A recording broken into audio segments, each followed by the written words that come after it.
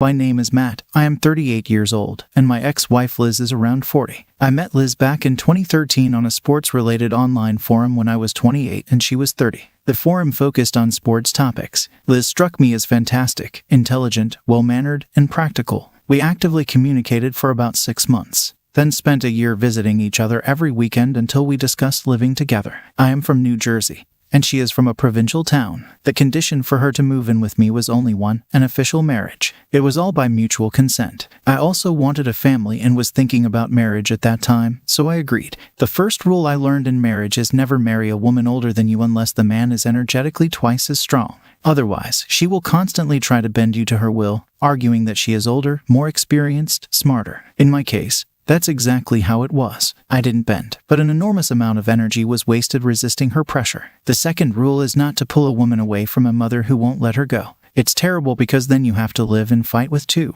When I took Liz and brought her to me, we started living in a rented apartment. She got a new job. I cannot put into words how many nerves I spent on her. Either she went to her mother after a scandal, or her mother spoke ill of me and called her daughter back. This went on for exactly 5 years. Strangely enough, her mother fell behind our family. When our son was born, the birth was difficult, and few relatives supported us. When my mother-in-law came to help with the baby, she spent one night with us and left the next day, complaining about poor health. Surprisingly, after 5 years of knowing, she couldn't last even one day. As a result, we raised the child ourselves as best we could. There were problems, but we somehow coped with them together. Everything escalated when we decided to move to the European Union. Many acquaintances were scattered around Europe, boasting of better living conditions than in America. And Liz also wanted to move, especially since she was invited abroad for work. From my experience, I'll say if you want to move, do it yourself without wives. Women in Europe seem to go crazy. We moved on her employment contract and invitation. And here the most interesting begins. Scandals started immediately after signing the contract and receiving the first salary. That's when I began to understand that our family was on the verge of collapse. Exactly after 6 months of living in Europe, when I solved all organizational problems, adapted my son to kindergarten, and arranged our life. In short, everything was set up and adjusted. Liz began to exert strong pressure on me. Her career was improving sharply, and I began to feel that I was being dumped in the most disgusting way, through inversion of domination and manipulation with intimacy. At first, I tried to figure out our relationship with the help of psychological books. But the more I read, the clearer it became that our relationship was not healthy. I learned a lot about myself. I was blackmailed, threatened, nasty things were written about me to mutual acquaintances. It was my test of courage, and for her, it was an attempt to control me. She tried to control every step of mine, suspected me of infidelity out of the blue, demanded passwords for all my social networks. Ironically, as soon as I started demanding the same in return, she threw a real tantrum and blamed me for mistrust. These were the signs of an abuser. I didn't immediately suspect my wife of having an affair. Everything fell into place when one evening she left her phone on the bedside table and went to take a shower. A few notifications came in, and my gaze involuntarily caught the screen where text messages were displayed. I couldn't read it all, but from individual phrases, I understood they were love messages. Naturally, I didn't keep silent and demanded an explanation from Liz. After long arguments and shouts, it turned out that she did indeed have a lover, here, a younger guy who was an intern at her workplace. But the most painful part of this story was not that she had a lover, but that she justified her infidelity with my bad behavior. She claimed that I spent little time with her, was often at work, hadn't given her flowers or taken her on a date for a long time. She thought that I had a lover, so in defiance, she decided to have one too. The anger I felt from this made me start smashing everything that came into my hands on the floor. I had never heard a more vile justification in my life, especially after a month of her attempts to control me. Naturally, divorce was imminent. The most hurtful part was for my son because taking him and moving him out of the country seemed impossible. When we talked about divorce and who would keep the child, Liz threatened to spend all the money on legal battles and make my life anything but peaceful. Exactly a year and 2 months ago, we divorced, after which I gathered all my things and documents, went to the airport, and returned to my native America. I felt like a fugitive with no money in my pocket. I left with a feeling that the whole world had collapsed. It hurts now to realize that I lost 10 years on this marriage. It was a complete collapse of all hopes for a beautiful old age in Europe with a kind grandmother like Liz and grandchildren. I had absolutely no support when I returned home, but fortunately, I had my own housing inherited from distant relatives. For a while, I felt nauseous from any women, recoiling from them like the plague. But ironically, a few months later, I became friends with a prostitute, polite, beautiful, and young. However, I needed female attention, someone to talk to without any emotional attachment, someone with whom nothing would connect me except intimacy. I became friends with the prostitute to the extent that I took her as company. Somewhere about a year later, we parted ways like ships at sea. It really worked and pushed all thoughts of my ex-wife away, much better than immediately jumping into relationships with other women. After the divorce, I needed time to heal. I managed to let go of this situation and return to normal life. Now I am 38 years old. I have a stable income from a small business that suits me. I don't face financial difficulties. Instead of loans, I bought a motorcycle, fulfilling my childhood dream, albeit 20 years later. I regularly meet up with friends. As for downsides, I can note the lack of steady relationships and the need to solve everyday issues on my own. When asked how I've developed in a year, bought a Jeep and a small house by the sea, I react with mild bewilderment. I'm just an ordinary person living within my real possibilities. During the time after the divorce, I learned a few simple rules. Golden rule number 1. After a breakup, it's not worth immediately seeking new relationships. It's extremely dangerous, and I faced it on my own experience. After a divorce, women, as if sensing your mood, start showing increased interest. Single attractive girls glare at you and look for their daddy, while women with children try to surround and get support in return. Therefore, until you restore your lost confidence and self-esteem, it's not worth building serious relationships to avoid a double blow. The second point, don't enter into a relationship with an ex. This creates an illusion of reviving old ties, and women feel it, trying to keep their distance. From the perspective of someone who has seen through this, it can look funny. You meet someone new, and she steps aside for no apparent reason. It is important to discuss financial matters before marriage, but better late than never. Never disclose your income, passwords,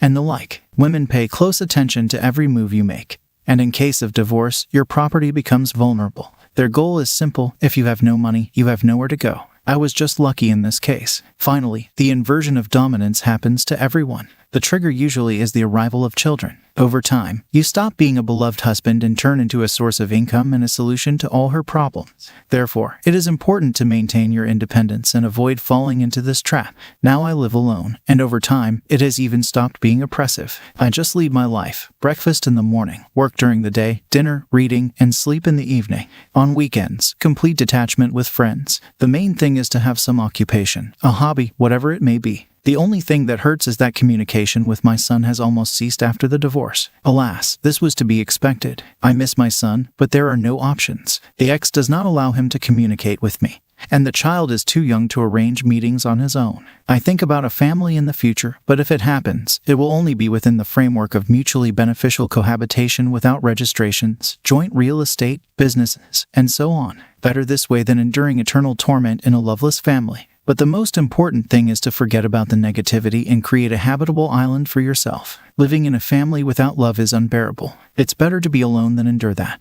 And the best revenge for the ex-wife is simply to become happy without her. She won't survive that. I've made some seriously bad decisions in my life many times, but never once did I think I'd end up with an STD.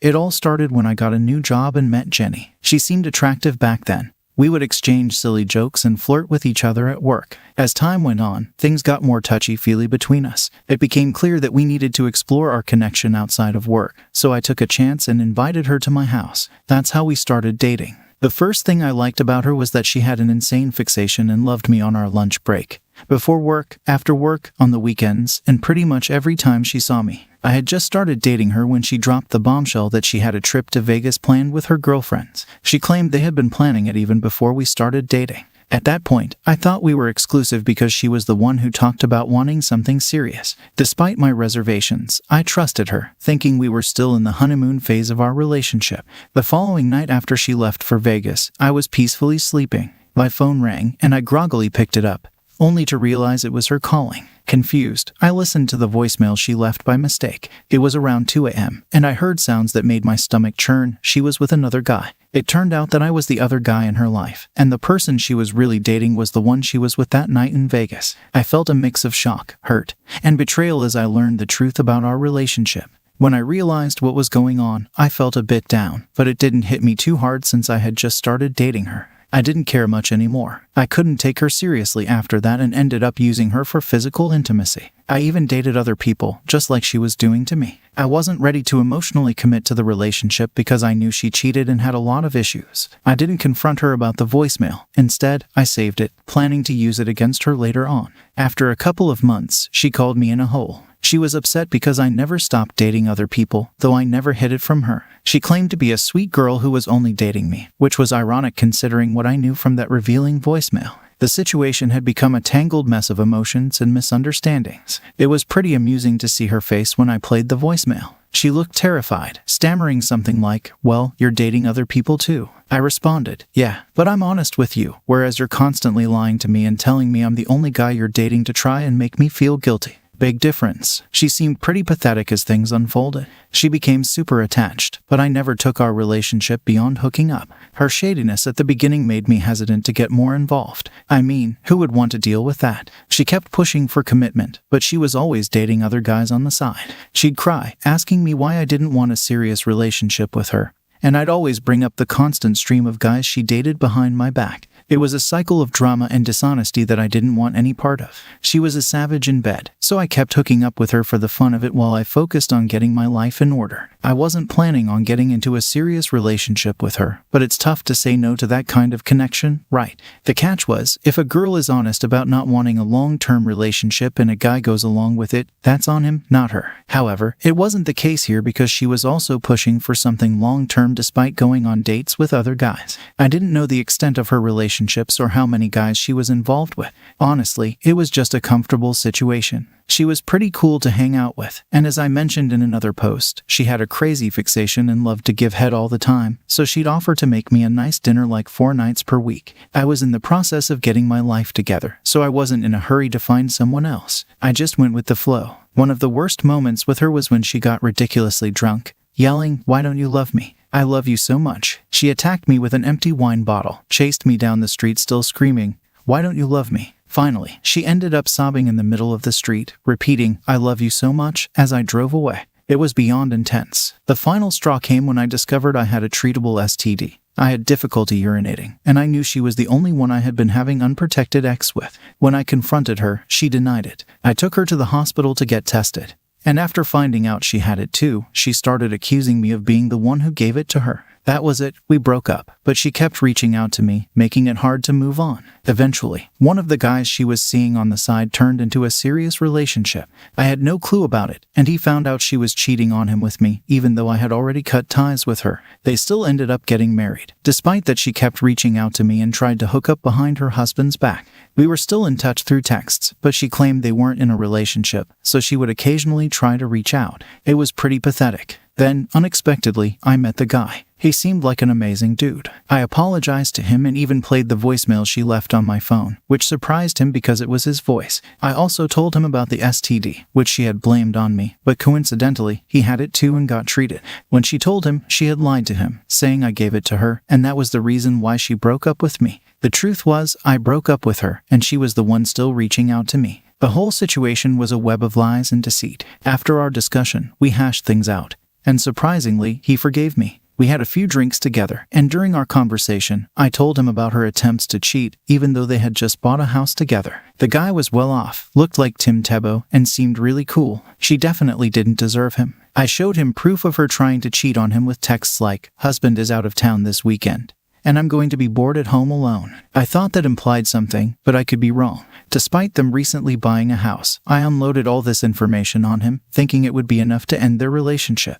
Even though she hadn't texted me recently, the last text was a year earlier when he claimed they were having a rough time. I still believed it would be enough for him to call it quits. Unfortunately, I was wrong. Their relationship seemed to withstand the storm, leaving me puzzled and wondering how someone so good could stay with someone who clearly didn't appreciate him. She called me after I met up with her husband, confronting and threatening me on the phone. A few days later, she surprised me by saying she really wanted to have a kid with me. It was crazy, and I couldn't fathom why her husband didn't divorce her. After our conversation, she used to talk about how if we had a son, he'd be perfect and all that. They've been married for over 3 years now, and she's not pregnant, so I think there may be some issues for them in that department. I'm currently with someone I intend to marry soon, and I wouldn't feel comfortable pretending to entertain that idea, nor do I want to bring that drama back into my life. I genuinely feel for the guy, but if she's cheating, it's not my problem. I am 100% out of that mess and want to keep it that way. You're correct. She started trying again after she found out I was in a committed relationship.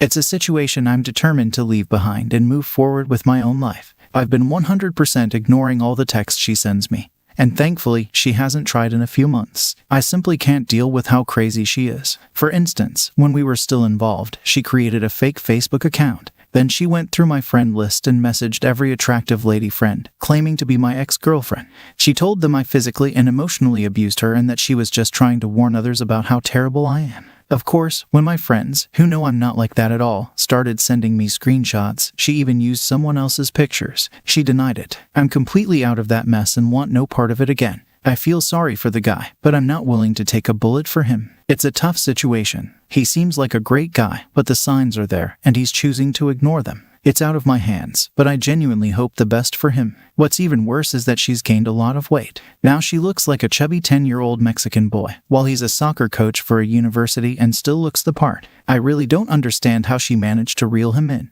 The only thing I can think of is that they went to high school together. She was one of the popular girls, and he's had a thing for her ever since, with that image stuck in his head. It's puzzling. Thanks for your understanding. My life has significantly improved since I cut her out of it. Honestly, I wish I could go back in time and advise myself never to get involved in the first place. Yep, I'm actually inclined towards monogamy, and this situation was just an outlier for me.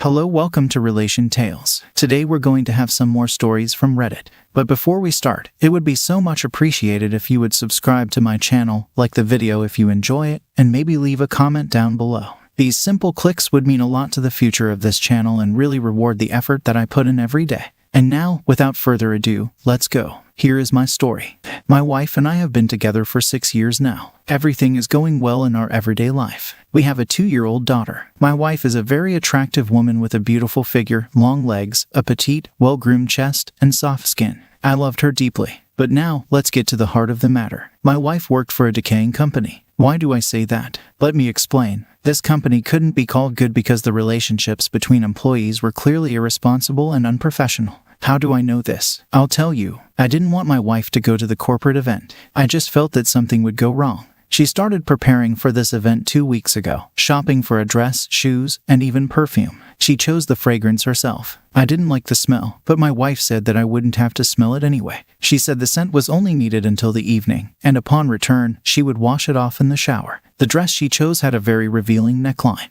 I didn't like it, but my wife playfully said that she loved me but wanted to make an impression on her female colleagues. They had a bet on who would look better and bet a case of expensive champagne for the New Year celebration. The event and her team started at 4 in the afternoon and lasted until 11. That's how it's done now. Besides, I had no reason not to trust my wife. She had never let me down. On December 30th, I saw her off, and the taxi came for her. I asked her to stay, albeit with hope, but she replied that she couldn't because it would affect her professional reputation. Her boss didn't like refusals, and it could negatively impact her career. Of course, she earned good money unlike me, who worked as a teacher. Although I had a decent and stable salary, it wasn't as high as hers. When my wife left, I decided to let her relax and have fun. After all, she had attended events organized by her company before. I always let her go, but this time I felt a strange emptiness, worry, and a sense of something unpleasant that threw me off balance. Around 10 o'clock at night, I called my wife. She picked up the phone, but due to the loud music and the sounds of revelry, I had to shout to make myself heard.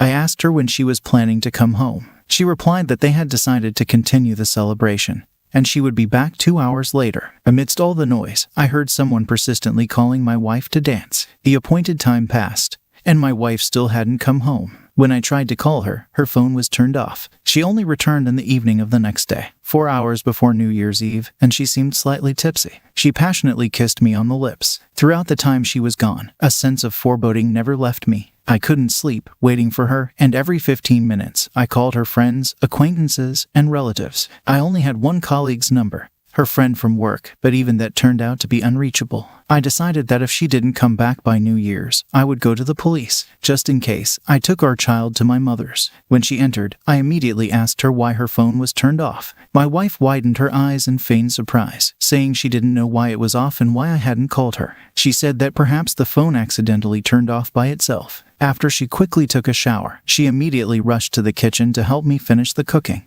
Although, in reality, I had already prepared almost everything. All that was left was to mix the salads and decorate them. Throughout the time she was busy in the kitchen, I never stopped trying to find out where she had disappeared to, considering she had only left for a few hours. But she kept postponing the conversation for later. I welcomed the new year in tension. Even though my wife tried to cheer me up, talking about love, our child, and the future, she even started crawling onto my lap and kissing me. But I could see that she was doing it forcefully, unnaturally. She had never behaved like this before. I realized that my wife was hiding something. After she had 3 glasses of champagne, she became slightly intoxicated. I myself hardly drank, just a sip from the flute. When midnight struck, that was it. Around 2 o'clock in the morning, my wife said she was very tired and going to bed. I didn't wake her up early in the morning. I knew where they were celebrating the holiday, so I decided to go there. During the drive, I deliberately turned off my phone. An hour later, I arrived at the venue. Fortunately, it was the 1st of January, and there were few cars on the road. I found the head of security, who turned out to be a beautiful woman in her 50s. We talked, and she told me that indeed, such a company was celebrating New Year's. However, they didn't go home because they had rented not only the restaurant but also hotel rooms, and everything was paid for in advance. The only thing they refused to show me was the footage from the cameras, explaining that it was confidential information. But as the saying goes, the castle gates will always open for gold-laden donkeys. I found the security guard who, for a certain sum, showed me and copied everything I needed onto a flash drive. I assured him that these video materials would not leave my hands. Yes, I saw my wife. She wasn't heavily intoxicated. I saw her walking towards a room with a man who gently held her waist. I saw them stand in front of the room, passionately kissing. I saw them enter the room. An hour and a half later, I saw the first man leave the room, and then he returned with another man. Sometimes I partially saw what was happening inside the room because the camera was located in the corridor and only captured a portion of the room with the bed. Although I observed only fragments when the door was opened, it was enough. I saw my wife with one man at first, then I saw him leave, and another man arrived, and then I saw my wife with both of them at the same time. In between their sexual encounters, they drank champagne, talked, and then resumed their activities. This went on throughout the night. The men left my wife's hotel room closer to 11 a.m. the next day. One man came out first, and the other stayed behind, leaving an hour later. An hour later, my wife herself emerged from the room. The final shots were already outside, where my wife and her colleague got into a taxi. I was driving home, consumed by anger and frustration. A couple of times, I almost got into an accident, but I didn't stop. I arrived home late at night. Watching the video and downloading the necessary episodes took up the entire day and evening. My wife greeted me first with anger, but then, as she looked at me, her anger turned into concern and hurt. With a hurt tone in her voice, she asked where I had disappeared to and why my phone was unreachable. I said that no one had called me, took out my phone, and turned it on in front of her, saying that I hadn't turned it off, it must have shut off by itself. With feigned bewilderment, I said that I had also wondered why no one had called me. At that moment, I saw confusion and tension on my wife's face. For the first time, I realized that she was contemplating something. So, I asked her if she wanted to tell me where she had been all night, to be honest with me. My wife said that she had been at a corporate party, had too much to drink, and they left in the evening right after the party ended. She fell asleep in the taxi, and her friend brought her to her own home. She spent the night at her friend's place, and during the day, she felt very sick, experiencing severe nausea, and couldn't leave her colleague's house. I asked my wife if she was telling me the truth. With fear in her voice, she said it was the absolute truth and that she had no reason to lie to me. That's when I suggested going to visit this colleague, to thank her, and also to wish her a happy new year. My wife said she wasn't ready, that she was feeling unwell, and that she needed to put on makeup before going to her colleague's place. Besides, her colleague mentioned that she planned to visit her parents on the 1st of January and stay there until the end of the holiday weekend. So, I told my wife directly if she would like to watch a new erotic film with me where she played the lead role. It was at that moment that my wife was genuinely frightened. She said she didn't want to watch anything. I went, grabbed the laptop, and transferred all the video recordings from the flash drive. When I entered the bedroom again, my wife was quietly crying. I started playing the recording and placed the laptop in front of her on the bed. My wife burst into tears and began speaking incoherently, saying that she didn't want this, that she had been violated. That's when I suggested going to the police. Of course, she refused and began saying that she had had too much to drink, that she didn't know how it happened. She told me that she loved me and our little one, begging me not to jump to hasty conclusions. She said that we had a child and he shouldn't grow up without a father. She assured me that I was a good husband and, as a man, I fulfilled her in every way, and that's what she had loved and still loved me for. It hurt. It was bitter to look at this woman and listen to her disjointed justifications and assurances of sincere and unwavering love of our family, of our child. I was consumed by furious rage. I started yelling. What was she thinking when she dragged another man into her hotel room? What was she thinking when there were two men involved? Did she think about our family, our child, or me at all? And were all her corporate events like this? My sobbing wife began pleading for forgiveness, begging to start over. She claimed it was a one-time mistake and that she would never repeat it again in her life. She didn't want to lose me. She wanted both parents to raise our child. She insisted that our child needed a mother and a father. The child shouldn't grow up without a father and should live in a complete family. She said she was willing to die for what she had done. She couldn't imagine her life without me and our child. That's when I erupted once again. I screamed and asked the question, what, and most importantly, who was she thinking about in that hotel room? What and who was she thinking about when she went to that corporate event? Knowing in advance that she wouldn't come back on time, knowing that everything was already paid for. Why did she lie to me from the very beginning? Who is that man she entered the room with and who is the second one who joined them later? My wife stopped crying and sat there with a detached expression on her face. She said she understood everything, that she didn't want this but it happened, and she was willing to do anything to save our family. She said that our child and I meant everything to her. She couldn't imagine her future without me and our little one. Silently, I took out a suitcase and started packing my things. My wife sat there as if frozen, staring at one spot and remaining silent. Hysterics ensued when I reached the door. She begged me not to leave, asked me to stay, begged for forgiveness, and tried to kiss me. She clung so tightly to my jacket that I could barely detach her, nearly tearing the jacket in the process. I walked away. I called my mother and asked her to keep the child with her until the end of the holiday. I asked her not to answer any calls from my wife and, most importantly, not to give her the child under any circumstances. I said I would explain everything later, that I needed to be alone. In fact, it would be better for my mother to leave with the little one and go to relatives. I booked a hotel room, ordered food and alcohol. I lay in bed with the TV on, drinking, snacking, and reflecting on moments from my life. Then, I succumbed to a drunken sleep. The phone woke me up during the day. It was my father-in-law inquiring when we, along with his daughter and granddaughter, would come to visit them. I replied that we wouldn't be able to come, simply couldn't. That's all. When I returned home, I informed my wife that I was filing for divorce. I had thought everything through and realized that I would never be able to forgive her, that she was a cheater and she should leave my apartment, as it was purchased before the marriage. As for our daughter, I would take legal action to determine her place of residence with her father due to the mother's immoral behavior. I turned around, walked out, got in the car, and drove away. No one stopped me anymore. As for her two colleagues, I found them. I gathered information on them, and it turned out that both of them were married and even had children. As an act of revenge, I sent their wives an erotic film featuring their husbands and my ex-wife. What happened to them afterward, I no longer know. But I was no longer interested in that. I needed to start a new life.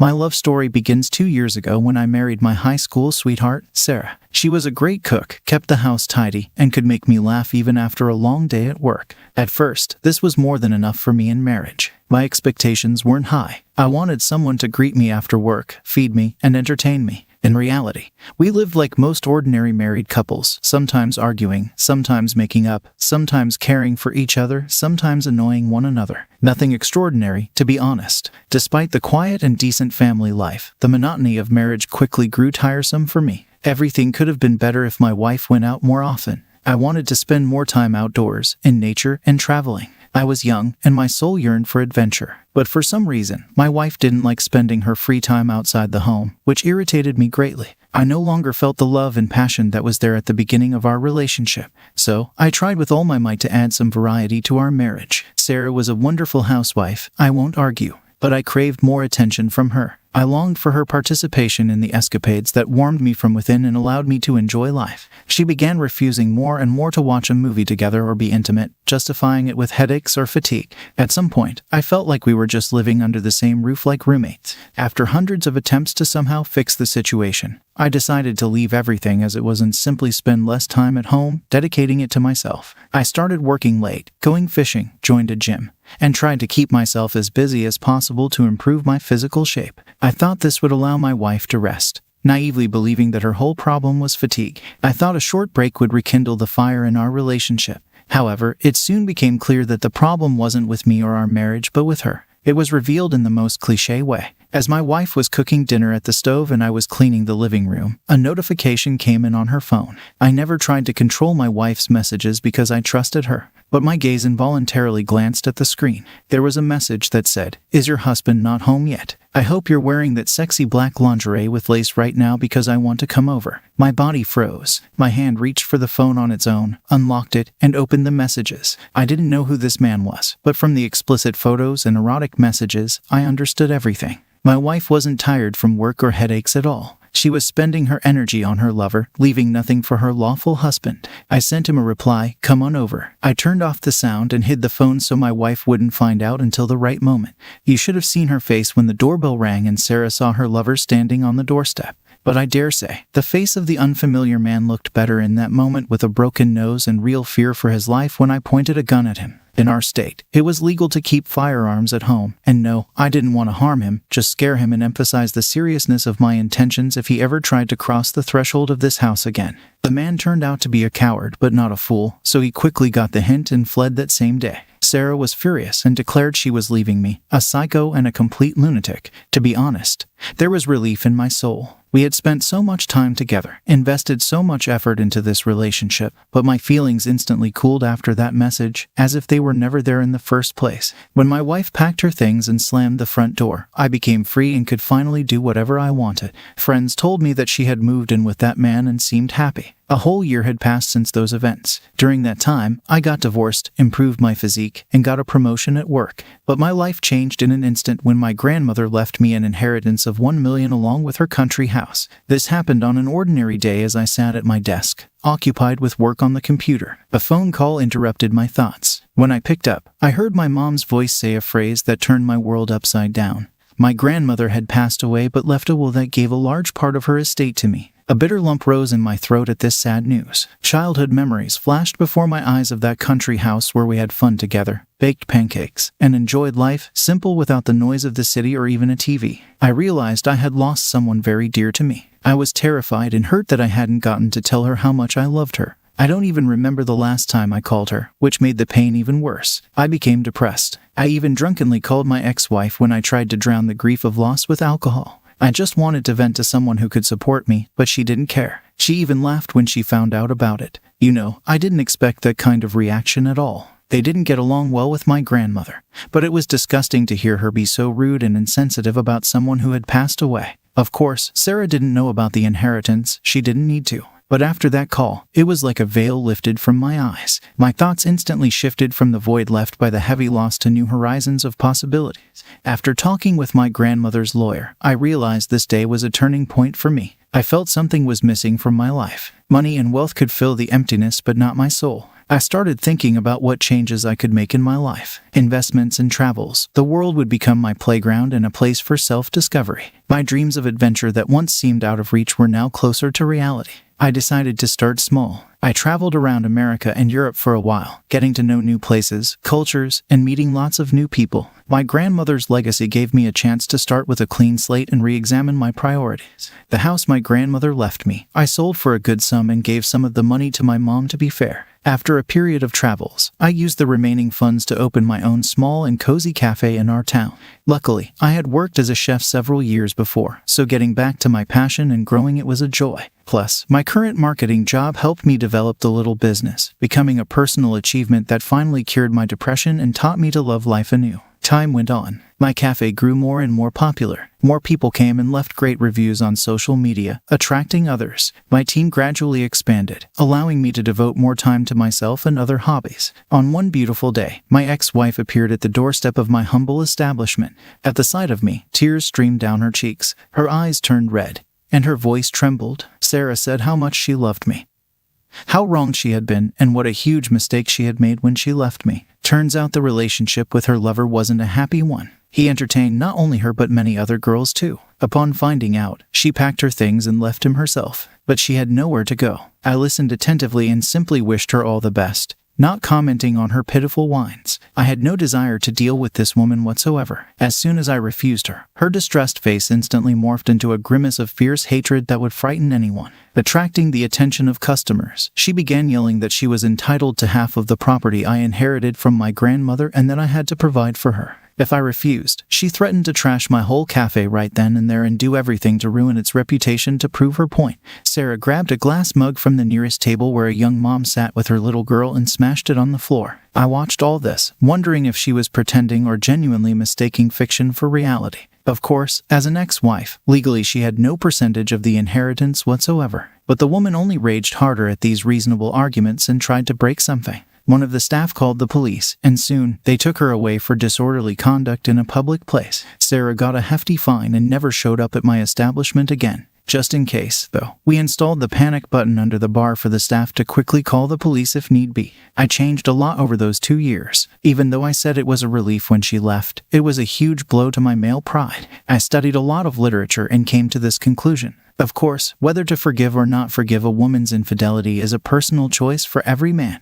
But I believe a woman's unfaithfulness is unforgivable. If it happened, the relationship should end right there. I understood perfectly that everyone has a right to make mistakes that need forgiveness. But a woman's infidelity is not a mistake, it's a betrayal. A relationship with an unfaithful woman has no future prospects, so there's no point in continuing it. One who betrayed once will betray again. That's why I felt relief when I didn't fall for her pathetic manipulations. I had no trust for this woman whatsoever. Sarah was a nobody to me, despite the betrayal. I was grateful for the experience because it meant one less unreliable person in my life. Now I could do what brings me joy and appreciate what I have.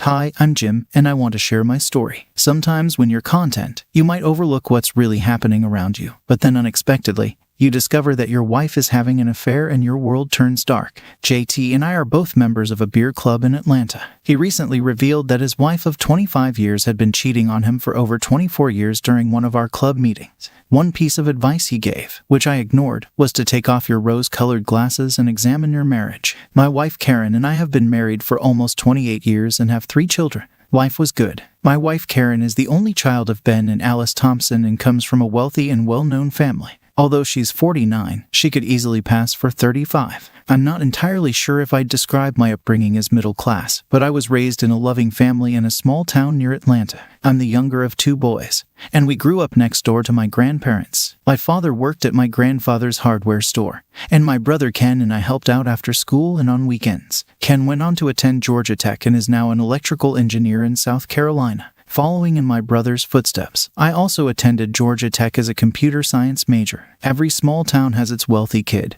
and in our case, that was Joey. Joey and I have been best friends since we were 3 years old. While I attended Georgia Tech, Joey went to Emory. We often set each other up on dates when we visited each other's colleges, and Karen happened to be one of the blind dates Joey arranged for me. She was the only one I called for a second date. As seniors, we spent as much time together as our schedules allowed. One thing I knew for sure was that I wanted to spend the rest of my life with Karen. However, there was one issue I needed to address before proposing. I was raised to work hard and provide for my family, but Karen came from a wealthy background and had never worked a day in her life. I couldn't bring myself to rely on her parents' assistance. Fortunately, she agreed to marry me, and we embarked on our journey as an independent couple. I had saved up part of my earnings to buy Karen an engagement ring. The day after I proposed to Karen, we shared the news with her parents. Karen and her mother were thrilled and immediately began planning the wedding. Karen's father and I had a conversation in his study about my career plans after graduation. I informed him that I had accepted a job with a large corporation in Atlanta, which seemed to please him since he was acquainted with the company's executives. After spending about 2 hours together, we said our goodbyes, leaving Karen and her mother to organize the wedding over the next 14 months while I focused on launching my career. 3 months after we shared our plans with Karen's parents, Ben, her father, invited me into his study. He expressed his fondness for me and acknowledged Karen's love for me. However, as a father, he felt the need to protect his daughter and family. I sat there puzzled about what he was getting at as he handed me a document explaining that it was a prenuptial agreement he wanted me to sign. I could hear my father's voice echoing in my head, advising me never to sign anything without reading it thoroughly. asking questions, seeking advice, and giving it careful thought. I took my time reading through the agreement while Ben patiently waited. The document stipulated that if our marriage ended within the first 5 years, I would receive $100,000 but wouldn't be entitled to any other assets from Karen or her family. Every 10 years, the monetary limits would increase, with the maximum reaching $5 million on our 25th wedding anniversary. I sat there dumbfounded, trying to figure out how to respond. After a few minutes, I addressed him saying, "Sir, I love your daughter and plan to spend the rest of my life loving her. However, the practical side of me understands your perspective. I'll take this with me and think it over." He nodded and replied, "Good. I'll await your response." My father has always been my go-to person for advice, so I visited him next. Dad meticulously read through the document twice before offering his thoughts. He said, "Jim, we both understand why Ben wants this agreement, and the way it's written, it primarily protects his family's interests. The real question is, what do you want out of this marriage, and what do you want to safeguard for yourself?" We delved into my aspirations, emotions, dreams, and long-term vision with Karen. Dad continued, "I've always believed, Dee, that if someone asked you to make sacrifices, they should be willing to make some as well. Ben's attorney is representing the Thompsons' interests, as he's paid to do. They might see you as a country boy with less to lose and more to gain. Both you and I can understand the reasoning behind this agreement. Ben may believe you love Karen now, but he's concerned about unforeseen developments down the road. If we were in his shoes, we might do the same." He paused, then added, "Jim, marriages can falter for various reasons. This prenuptial covers any possible reason. Being together in college is one thing, but being a married working couple is another. Can you and Karen overcome challenges that may arise, such as differences in jobs, friends, finances, or family dynamics? Would you ever want Ben's money because your marriage didn't work out? What circumstances could lead to that decision?" I'm grateful I discussed this with Dad. I also consulted my brother Ken, who provided similar advice to our father. After talking with several other trusted individuals, I knew the changes I needed to make to the prenuptial agreement and how to discuss them with Ben. Update 1. During a later visit to Karen's family home, I approached Ben for a private conversation. We moved to his study away from the wedding preparations happening elsewhere. It was there that I brought up the prenuptial agreement he had given me some time ago. I explained to Ben that after careful consideration, I had some proposed changes to the agreement. He listened attentively and encouraged me to go on. Here's what I suggested. In the first 10 years of our marriage, he would contribute $100,000 annually to an investment account.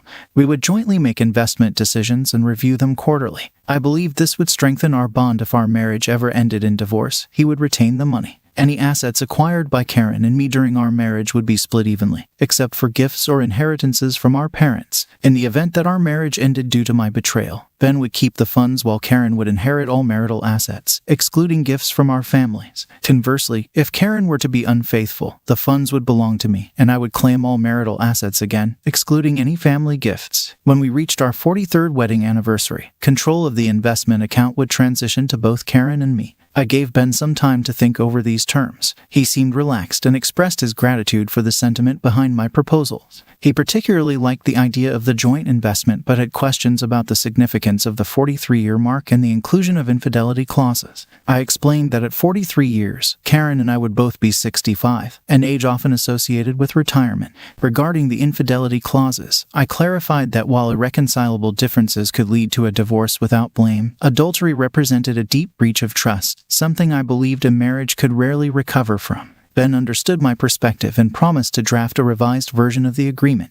A couple of weeks later, Karen was informed about the updated prenuptial terms. While initially surprised, she came to appreciate the thoughtfulness behind the clauses. After a thorough review, she asked for my thoughts on it. I confirmed my comfort with these stipulations and reiterated my reasons for them, especially emphasizing the emotional weight of adultery. Following this, Karen and I celebrated our love with a magnificent wedding followed by an unforgettable honeymoon.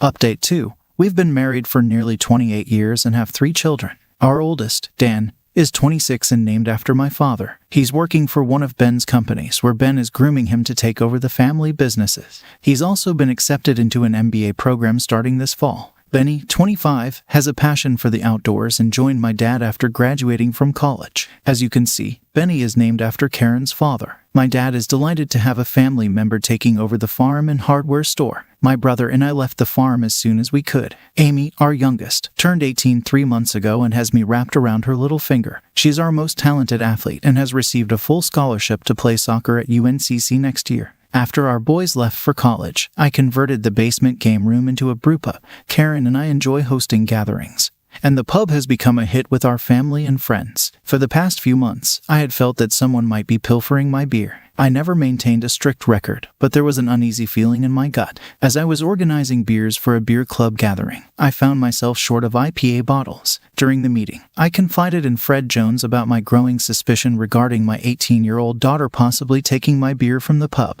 Fred inquired if I allowed my daughter to consume beer. I explained that while I did allow her a sip if she was interested, I couldn't imagine her taking whole bottles. I further expressed my observations that the beer tended to vanish whenever I was away on trips. I was sure it wasn't Karen since I had never seen her completely drink a beer, given her preference for wine, and while my sons enjoyed my brew, they always left with a case of their own, leading me to believe Amy and her friends were the culprits. To this, Fred suggested installing a motion-activated camera in the pub to potentially catch her red-handed. Impressed by the idea, I inquired if he could set it up the following morning when Amy would be at school. He proposed 11 a.m. as a suitable time, to which I agreed. True to his word, Frank was there on time the next day, getting the system up and running within 15 minutes. He also took some extra time to guide me on its operation. He wondered if I intended to inform Karen about the surveillance setup. I voiced my concerns about her possibly letting it slip to Amy, so I had decided against it. He was curious about my travel plans, and I shared that I was scheduled to visit Cleveland the next week. Before parting, he wished me well and hoped the system would provide the evidence I sought. With everything in place, we left the pub and decided to grab some lunch. Update 3. Over the next 2 weeks, I made it a routine to enjoy a beer in my pub while checking the surveillance tape. However, all I ever saw were the cleaning crew who came in on Tuesdays and Fridays, along with myself returning from my Cleveland trip late on a Friday night. I had to spend the day at the office. In the evening, Karen and I had dinner with her parents and attended a play. On Saturday, we hosted a barbecue at our house. Sunday, after attending church, we visited my parents. When we returned home, I decided to take a nap in my easy chair. On Monday night, while Karen was at a meeting and Amy was at soccer practice, I finally mustered the courage to review the tape. 5 minutes into watching the footage, my world shattered. I had expected to see Amy and her friends, but instead, I witnessed Karen entering my pub, hand in hand with Jerome. Jerome, along with his wife Diana and daughter, had moved into our neighborhood about 8 months ago. His daughter Nicole had quickly become friends with Amy. As I watched, I saw my wife bent over the arm of my favorite chair, intimately involved with Jerome. I sat there numb for who knows how long. It wasn't until I realized I was watching footage from the Saturday barbecue that I snapped out of my daze. I deeply regretted not installing audio recording along with the camera. The initial shock I felt soon gave way to anger, which then escalated to pure rage. I remembered my father's consistent advice about tackling problems with a level head, cautioning against making decisions in the heat of anger. He had often emphasized doing thorough research, understanding the crux of the issue, and then deciding on a course of action. He believed that decisions made in anger were often regrettable. Knowing this, I was determined to gather irrefutable evidence. As I waited for the tape to rewind, I tried to control my emotions by taking deep breaths, bracing myself for another viewing of the distressing footage. It was clear from their interactions that this wasn't a one-time occurrence. The sequence showed them sharing a beer and engaging in a casual conversation. As events unfolded, Jerome dressed up. Karen got him another beer, and she, too, dressed, all the while the man leisurely sipped on my beer. Not only had he deceived me by getting involved with my wife, but he also had the audacity to drink my beer and even take some bottles with him. I decided to consult Frank and gave him a call. After introducing myself, I asked if he had a moment to speak. When Frank wondered if I had caught my daughter stealing my beer, I corrected him, informing that the tape had revealed my wife with our neighbor and expressed my need for his expert advice. Recognizing the gravity of the situation, Frank conveyed his sympathies and inquired about what I specifically needed. I told him I needed comprehensive assistance, and we settled on meeting the next day at 4 p.m. To my relief, Karen hadn't returned home yet, giving me some time to compose myself. About an hour into my reflection, Amy approached me, and I took a moment to reassure her that I would be there for her soccer match. I don't typically avoid problems, so I chose to stay awake and wait for my unfaithful wife to return home. I can't help but wonder if she was actually at a meeting that night or if she was involved with someone else. Regardless, I figured Frank would uncover the truth. Update 4. I entered Frank's office at 3:55, mentally prepared for what was about to happen. Frank expressed his sympathy regarding Karen's betrayal. I mentioned that I had spoken with JT, and he had informed me about Frank's expertise in handling such cases. I asked Frank for his professional advice, making it clear that I was aware of the prenuptial agreement and stressing that we had all the necessary evidence to prove adultery. I was eager to know his strategy. I was determined to gather comprehensive information about Jerome, his background, connections, and family. I wanted him to be closely monitored in every aspect of his life, as I was determined to make him face the consequences for disrupting my life. My intentions extended to Karen, and I wanted her to be under continuous surveillance as well. Frank acknowledged the extensive nature of this task and explained that it would require a significant amount of time and manpower. He assured me that the process would begin the very next day and suggested installing surveillance equipment in my home and Karen's vehicle, which I thought was a good idea. I expressed regret for not having audio recordings from the previous week and asked about my upcoming trip. Frank reminded me of my upcoming trip, scheduled for 3 weeks from then and lasting for 4 days. He was confident that by the time I returned, a substantial amount of information would have been collected. When he inquired about the tape, I confirmed that I had brought everything he had specified.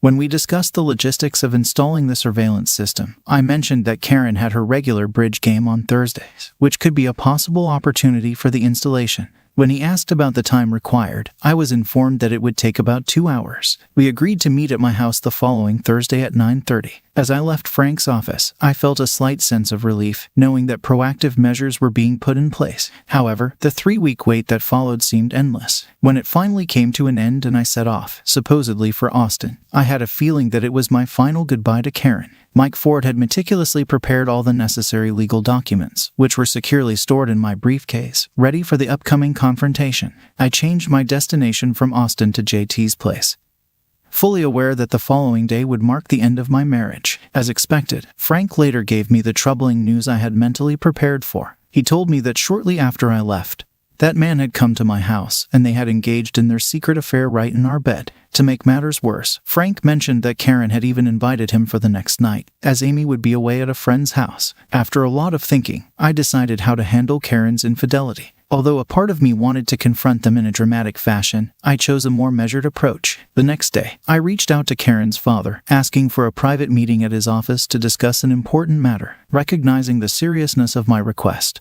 he agreed to see me that evening at 6:30. When I arrived, Ben looked puzzled. My unusual request to meet in that setting had clearly piqued his curiosity. I began by expressing my deep respect for him, likening it to the respect one has for a father. I then explained my situation, revealing my intention to serve Karen with divorce papers due to her adultery. Shocked, he asked for more details, so I told him the painful truth. I had obtained video evidence of Karen's affair with her lover right in our marital bed. To emphasize the seriousness of the situation, I added that even at that moment, they were repeating their actions. He was visibly shaken and wanted to know my next steps. I shared my initial desire to confront them dramatically at our home, but then suggested a more restrained approach, mainly out of respect for him. Over the next 45 minutes, we discussed my proposed plan, and we eventually agreed that it was the most sensible way to proceed. Final update. At 9:15, Ben and I convened at my residence, joined by Frank Jones, Brad Williams, Mike Ford, and Steve Collins, an Atlanta police detective. Following the introductions, Frank updated us on the situation unfolding in the master bedroom.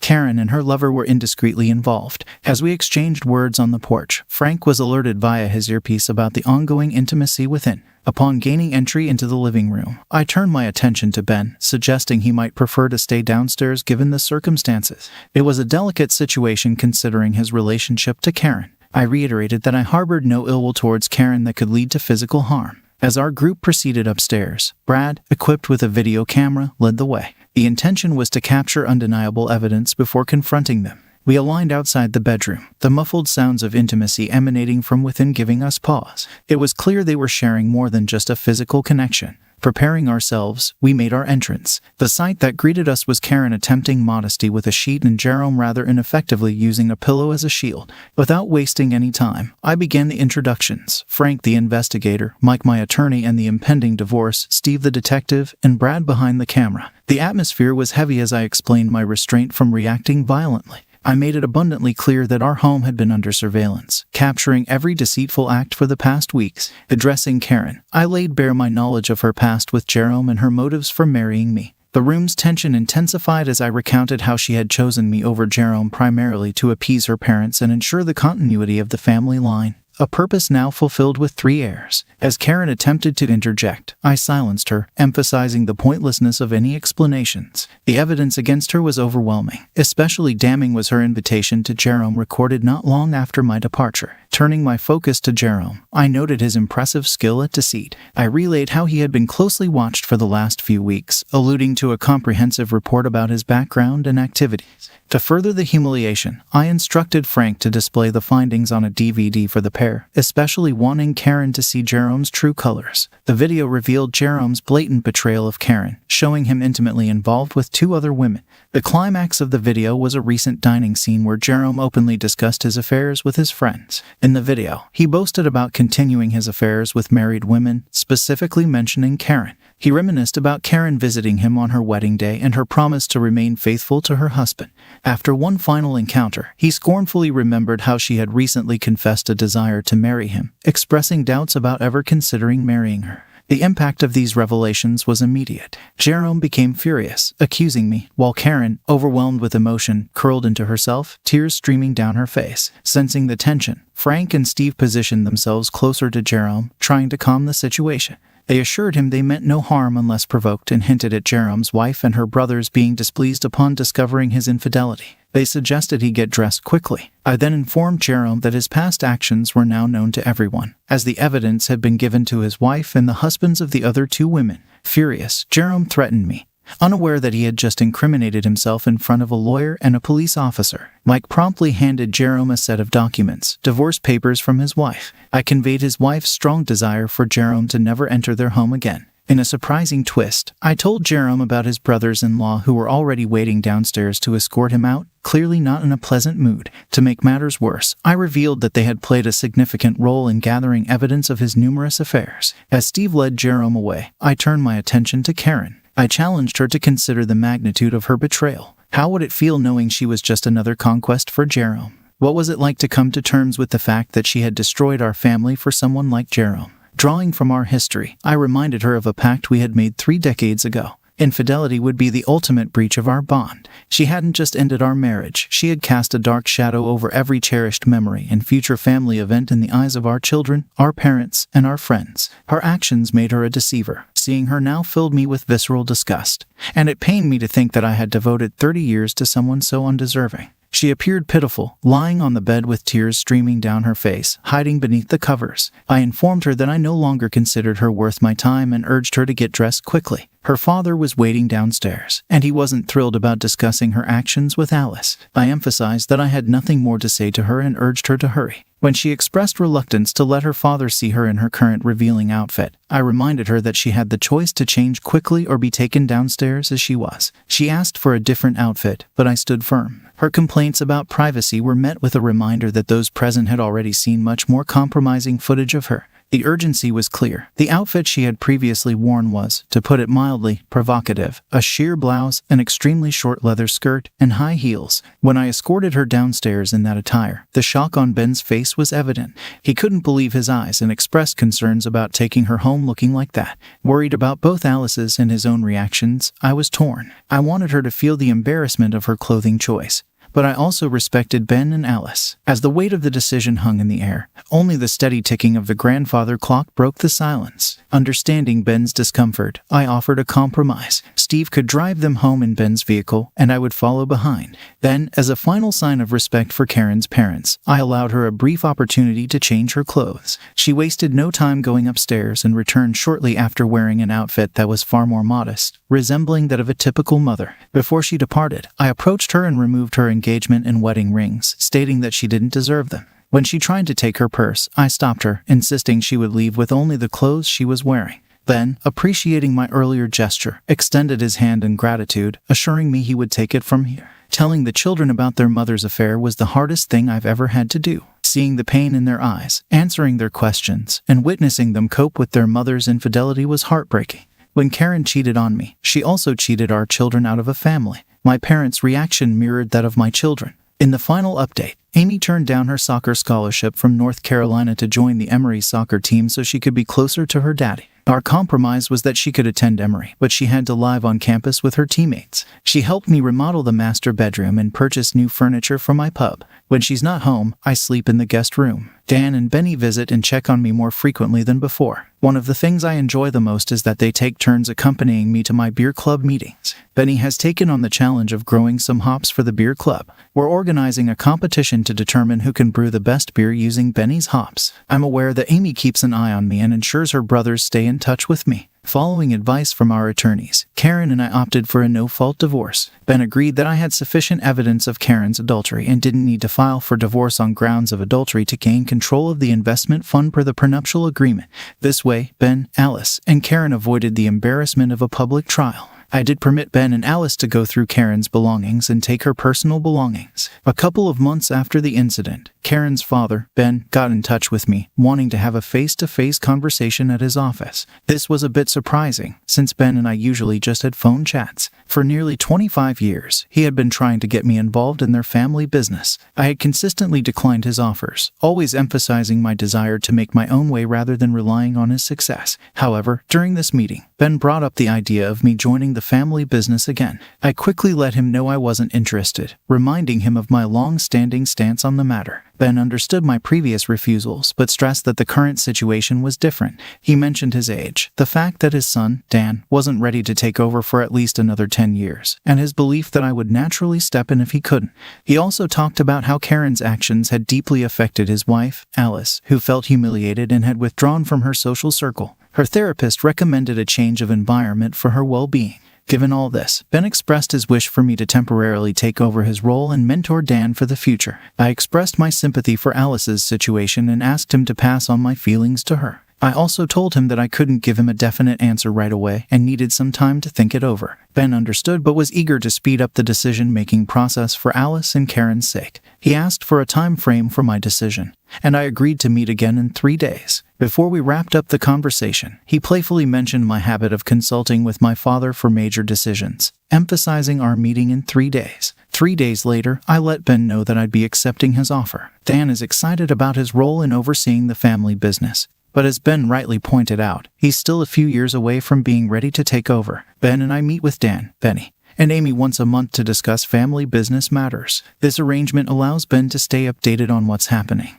and it provides Dan with a support system he can turn to for advice, similar to how I consult with my dad and brother. Karen moved to Florida with her parents and stays in touch with the children. Dan and Benny make several trips to Florida each year to visit Karen, and Amy spends a couple of weeks with her during the summer. Karen also attends several of Amy's soccer games but keeps her distance from me. Alice is making progress but won't be returning to Atlanta. I'm not sure what happened to Jerome. His wife divorced him, and to the best of my knowledge, he relocated out west. He was involved in at least 8 divorce cases and is financially ruined. Jerome not only ruined his own life but also destroyed many marriages. I suppose I shouldn't place all the blame on him. Those women made the choice to cheat on their husbands. They were not coerced. They planned their affairs in advance and share responsibility with Jerome. I hope to find someone to love in the future. I miss being married and having someone to hold, talk to, and share my love with. Until that happens, I'll wake up each morning, express gratitude for my children, and approach life with a forward-looking perspective rather than dwelling on the past.